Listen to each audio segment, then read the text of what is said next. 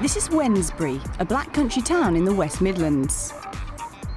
At this busy mainstream secondary school, there's a successful programme of inclusion for pupils with special educational needs. Of 1,200 pupils, over 100 are statemented or have additional funded support. And 7 of these are diagnosed as being on the autistic spectrum. Woden'sborough is a school where inclusion works.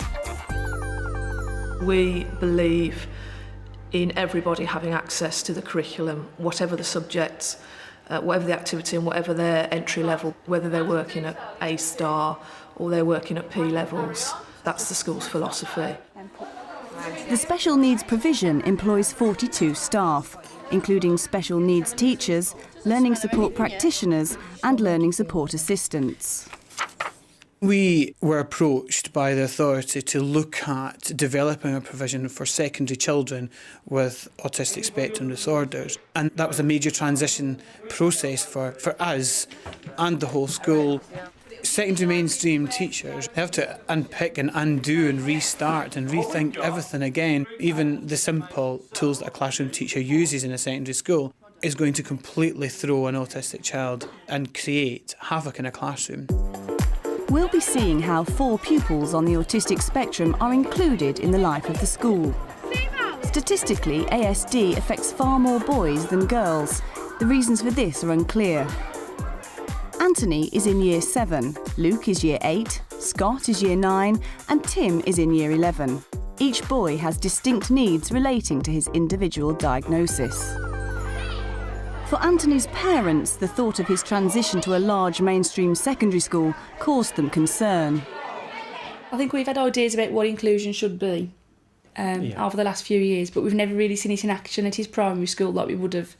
But I think since he's moved to secondary, we've definitely seen inclusion in practice and that it can work and be successful. He's not comfortable with crowded classrooms, unpredictable noise, too many demands being made on him at once. Lack of routine, lack of consistency. He needs a very structured setting to do well. So although it's a larger school and much more movement and noise, because the staff have been so consistent with him, that's really been helpful to him. There you go, Scott. Shall I help you with another one? Like Anthony, Scott is part of mainstream classes for most subjects. For an autistic child, mixing with other pupils is a valuable way to overcome isolation. Let the professional do it. I will not join in. What you can do, which is good in the green... I can get on with my work. Well done. In the Learning Support Department, Scott is working one-to-one on a social story. Scott has got no independence whatsoever in school, with peers or adults. He has changed a hell of a lot, got a lot more independent. He will work now independently, work with groups, and his stress levels aren't so high. When I see him on the corridor, I will try to remember that it has been sorted. We cannot. A common autistic trait is misinterpreting social situations. Well, that's good, isn't it? Scott is learning how to differentiate between boisterous behaviour and bullying. We draw the situation out, and then we can say whether they're bullies or not. If it's only happened once, there won't be a bully. So we put it in the finish box, and that's finished with. We don't want to talk about him no more. Don't you like him? Because he doesn't do it no more, does he? No. That's where the finished box really comes in and is really useful, because you do put it in the finished box, and then if it comes up again, you can say, that's in the finished box. It's not really frustrating on our part, because it's obviously something that's bothering them and it's something they need to deal with. So you just deal with it until they're happy, then it's finished. It was Sorted. I'm making shepherd's pie. Hayley played a key part in Luke's difficult transition from primary school. He first stepped through the doors and just screamed and screamed and screamed, and it was a case of 3, 2, 1 up the stairs, and up he came straight into LS2. We've got other autistic children who have been nervous, but they haven't had that reaction. Secondary schools regularly ensure liaison with the primary pupils they're going to take in. But it's crucial for Woden'sborough's support staff to get to know incoming pupils with ASD as early as possible. That's very clever. Very clever. 18 months ago, on his first visit to the school, Luke was given a video camera to help him explore his new surroundings. For any pupil with ASD, the unknown can be a threat. Staircase. The main challenges are moving from a very familiar, safe, small environment to moving to a very large, unfamiliar environment, lots of new faces, lots of new sounds, lots of new smells, because the sensory needs of children, are sometimes overlooked, and particularly with an ASD child, those sensory needs can become extremely heightened. That was the design brief. Remember Since then, Luke's progressed well and has benefited from accessing the mainstream curriculum and teachers. He's come on amazingly because he's so much more independent now. He's much better with people. It was normally head straight down on the desk, which he does now and again. But he's getting used to people a lot more and changing environments much more. He has settled a lot.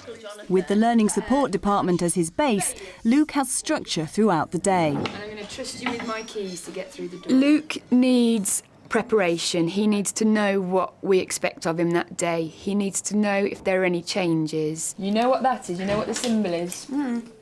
He needs a lot of visual strategies used. He has a visual timetable. We've got drama. life skills. He needs to use registration, sort of just dealing with the day-to-day things that other pupils might take in their stride. And then at the end, Home time. Home time, fantastic.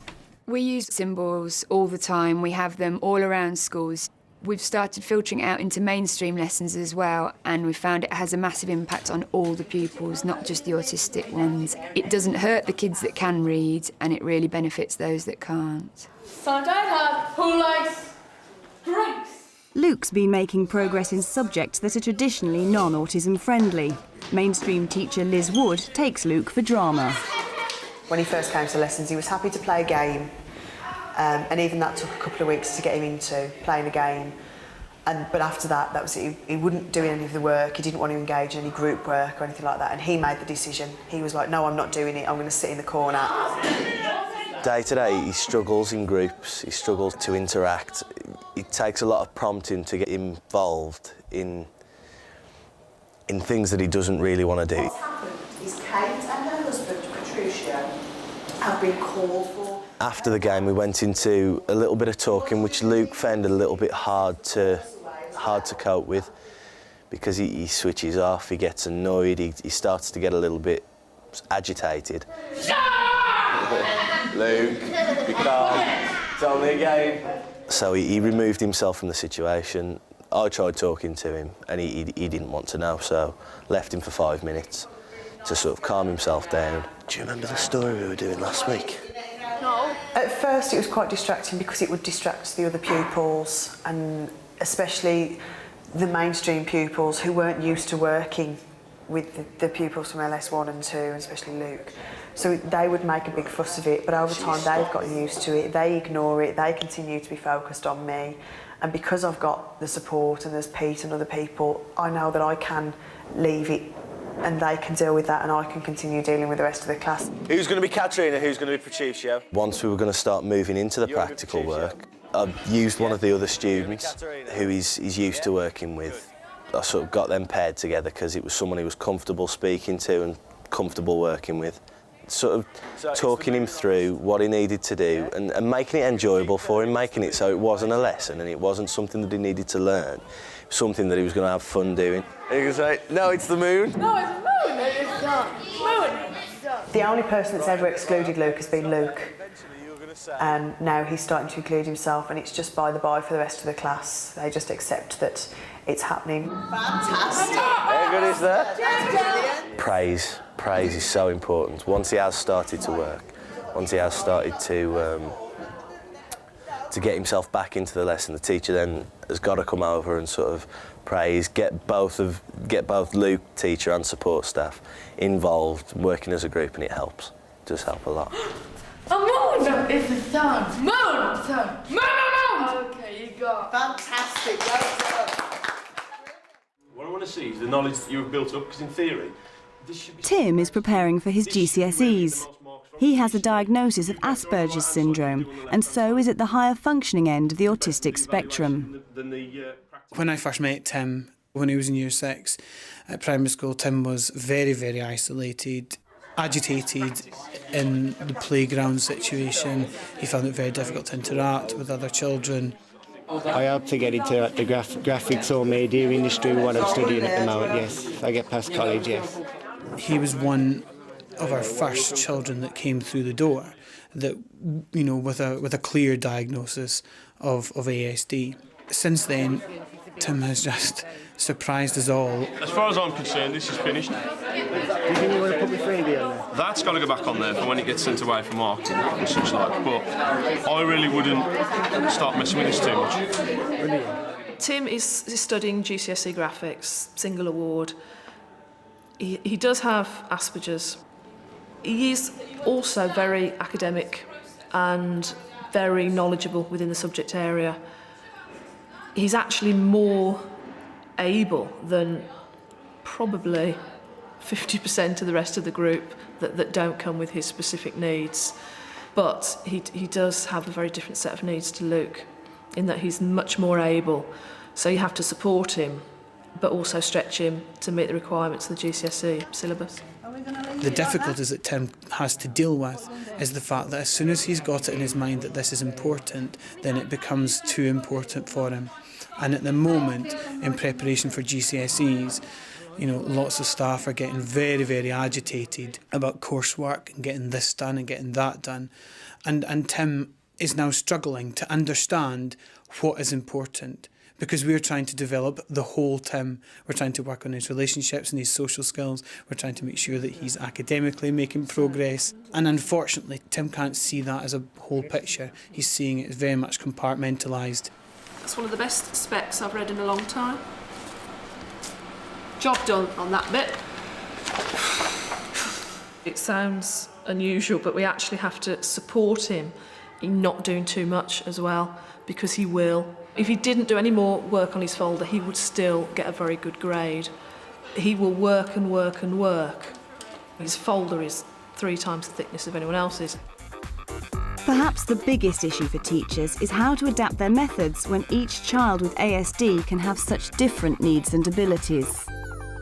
I think that the best way to work with staff is the drip feed method, where you work through issues, you explain the problems, you explain possible solutions and ways through it. Like all pupils, ASD students need structure, order. They like to know where they're going, how they're going to get there, and to remember that.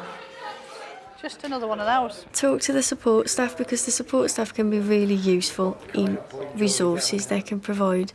There is a lot of resources that these kids react well to, like symbol supported timetabling, like differentiated worksheets, and it does really help in lessons.